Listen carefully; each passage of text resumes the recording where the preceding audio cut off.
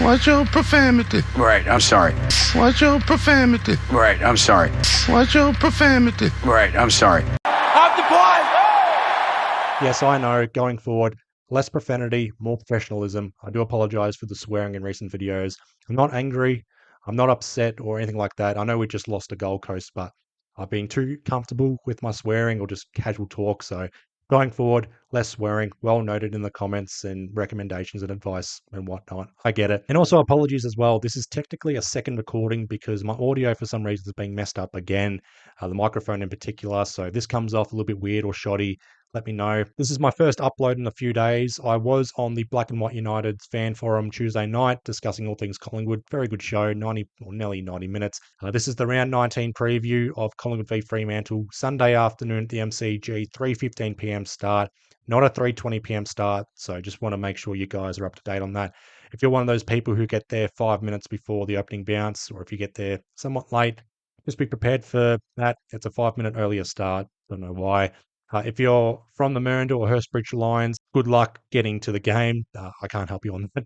Just be extra prepared. That's all I ask. In recent preview videos, I usually start off with a health check, and this is no different. 11 players on the injury list, hopefully 10 with Bo McCreary deemed a test. Got full training Thursday, so watch this space there. Gets through that, he'll likely play. Billy Frampton, there was murmurs he would be playing this game. He's just a week away, unfortunately, with the update. Jeremy Howe out for 2 weeks with the adductor injury. Dan Houston, that's the big update. Abdominal strain picked up late against Gold Coast, out for 2 weeks. Probably explains why he tapered off after quarter time. Jordan De Goey, still no timeline. However, I've got a good inkling he'll return end of July, early August. No timeline still, but back to full training. Looks in good spirits. Same with Bobby Hill, out with personal reasons, but he's back to full training in good spirits.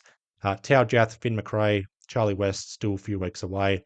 And Jacob Ryan updated, out for the season. So bit of a knock there for the VFL team.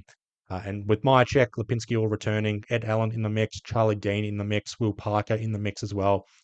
Likely expect from me a selection talk and final word video Saturday morning once the extended benches are announced on Friday. You'll get the team selections on Thursday with the extended bench, so 8 players on the bench, and then the full team Friday, but I'll likely have an updated video for that on Saturday. I didn't want to do it, but with these managements and player injuries and whatnot, players coming back in, form slumps, going to talk about it again. Hopefully won't be the case going forward. Only in exceptional circumstances like this one, I'll make comments or make a video on it. Getting annoyed by the selection speculations, but Fremantle have their own selection speculations and a bit of a headache as well. Not for Hayden Young returning or anything like that. He's a test. We won't know if he's going to be back for this game or not. But if Hayden Young is returning, what does that mean for Fremantle's midfield mix? Luke Jackson's been playing that tall midfielder role with Sean Darcy as the second ruck. It's been working for them in the past 2 months. They've won 7 of their last 8 games, and Luke Jackson's played a big part in that. They've had good wins in recent weeks, particularly against Hawthorn last week, coming back from 2 goals down at three-quarter time to win by 2 goals, keeping Hawthorn goalless. The early criticism of Fremantle was they were too slow, too vanilla. They've changed that up. They've got a license to thrill, and they're in the finals mix. This is a big game as well in terms of top 8 ramifications. Hollywood 6 points clear on top. If we lose this game, that gap on top is gone, and Fremantle, they're only 2 games behind us, so bit of a bottleneck there. Just with the recent history, Collingwood leads the overall head-to-head 23-14. There was that one draw last year. We do lead the overall head-to-head over Fremantle at the MCG 10-3. We haven't lost to Fremantle since 2021. Fremantle, though, they've got one of the best records against top 9 teams this season. 5 wins, 2 losses. Collingwood 5 wins, 3 losses. Geelong, I think, are 6-4. So percentage-wise, or win-loss ratio, Fremantle's up there. If they beat us, best record against top 9 teams in the competition. Again, Fremantle have won 7 of their last 8 games, so similar to us technically, but we're coming into this game having lost to Gold Coast. Again, Fremantle beating Hawthorn. And the last time we played Fremantle was round 9 this year.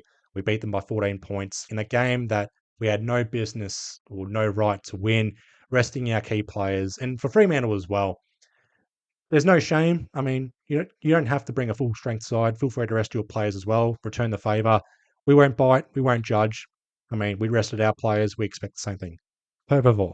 But again, we have our own selection speculation. Fremantle have their own selection speculations. Hayden Young coming back in. No Alex Pearce. So similar to the Gold Coast game, they had no Sam Collins.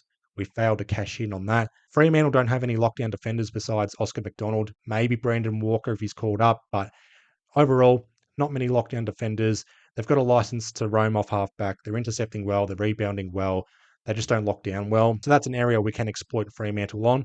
We can also exploit them in the midfield if Hayden Young's coming back in. It might mess up their midfield mix in the past 2 months with their momentum, but the key to beating Fremantle, and I won't have the keys to victory in this game, but the big key to beating Fremantle is stopping Caleb Sarong.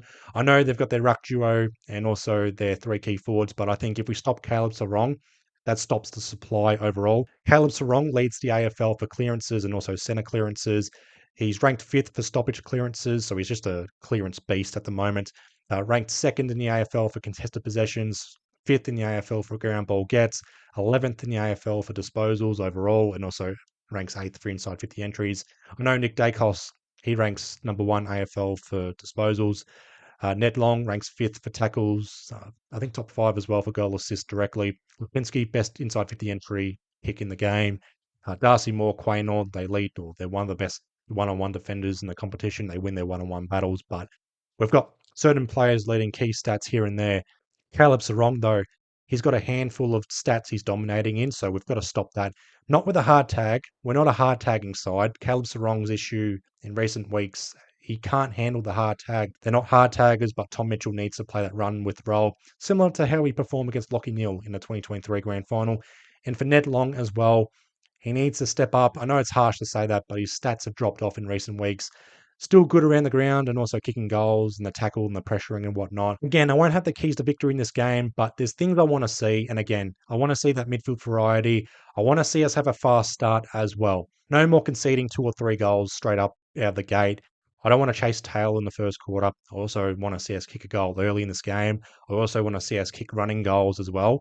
Our last 10 goals have been set shots.